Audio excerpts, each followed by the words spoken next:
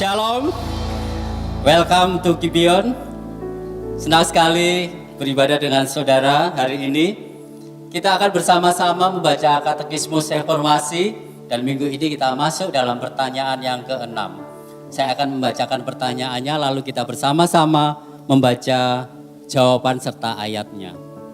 Siapakah Roh Kudus itu?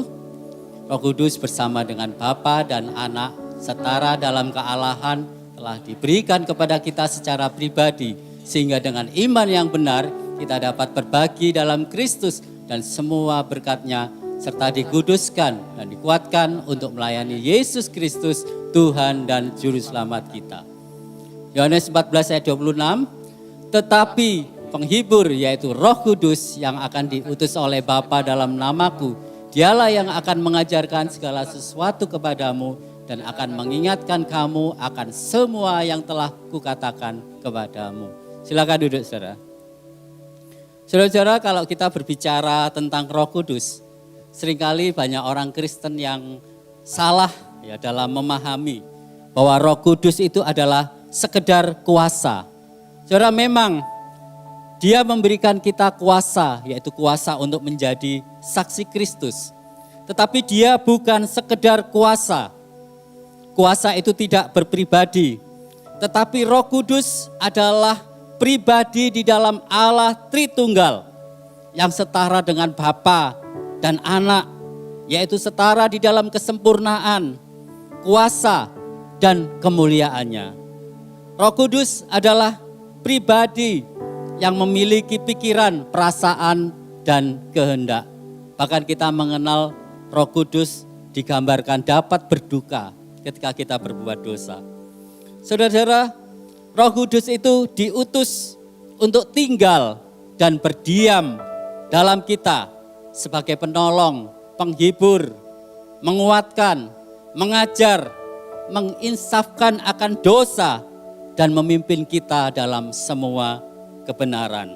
Tetapi yang lebih dari itu, maka Roh Kudus peran utama dalam hidup kita adalah sebagai bait suci, yaitu tempat Allah berdiam, di mana Dia tidak berorientasi pada dirinya sendiri, tetapi mengarahkan perhatian kita pada pribadi Kristus dan membangkitkan kasih dan ketaatan kita yang sepenuh hati pada Juru Selamat, serta memfokuskan pikiran dan penghayatan kita pada keindahan Kristus dan semua yang Dia lakukan bagi kita di dalam dan melalui Dia.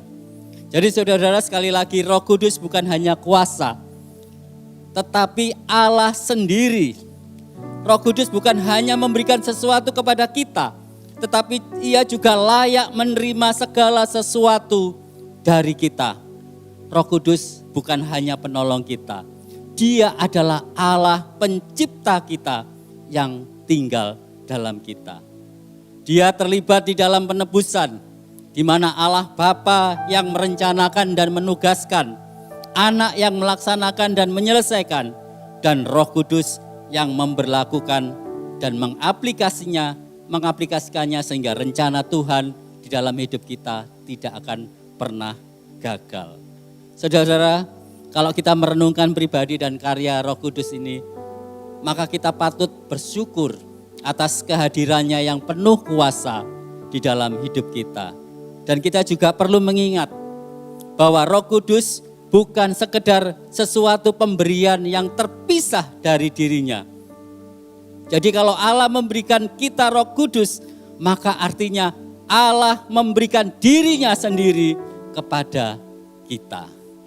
Saudara, kalau kita memahami kebenaran ini, maka hidup kita seharusnya merasa aman. Dan tidak ada yang perlu kita takutkan atau kita khawatirkan. Karena apa? Karena Roh Allah itu tinggal di dalam kita dan menyertai kita selama-lamanya. Dan tidak ada rencananya yang gagal di dalam hidup kita. Amin. Mari kita sama-sama bangkit berdiri. Saya beri kesempatan kepada saudara untuk kita bersama-sama bersyukur, sekaligus kita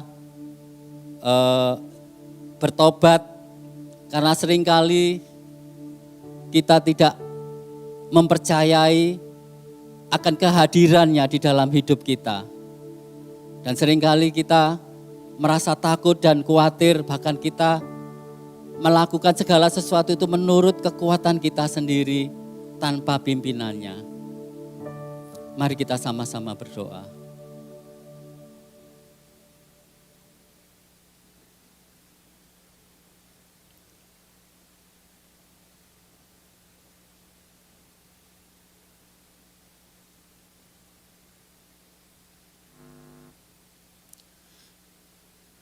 Bapa, saat ini kami datang ke hadirat-Mu. Kami sungguh bersyukur oleh karena kasih dan anugerah-Mu, Engkau memberikan Roh Kudus-Mu untuk tinggal di dalam hidup kami dan menyertai kami selama-lamanya. Tuhan, kami bertobat dan mohon ampun. Seringkali kami kurang mempercayai akan kehadiran-Mu. Kami masih hidup di dalam ketakutan dan kekhawatiran akan hidup kami. Padahal Engkau ada di dalam kami. Biar Tuhan, hari ini Tuhan, mampukan kami untuk terus menyadari akan kehadiran-Mu di dalam hidup kami. Kami tahu Engkau Allah yang tidak pernah meninggalkan kami, bahkan menyertai kami selama-lamanya. Kami mau menyerahkan hidup kami sepenuhnya di dalam pimpinan-Mu, supaya hidup kami ini semakin hari mempermuliakan nama-Mu. Terima kasih Tuhan. Hanya di dalam nama Yesus kami sudah berdoa. Amin.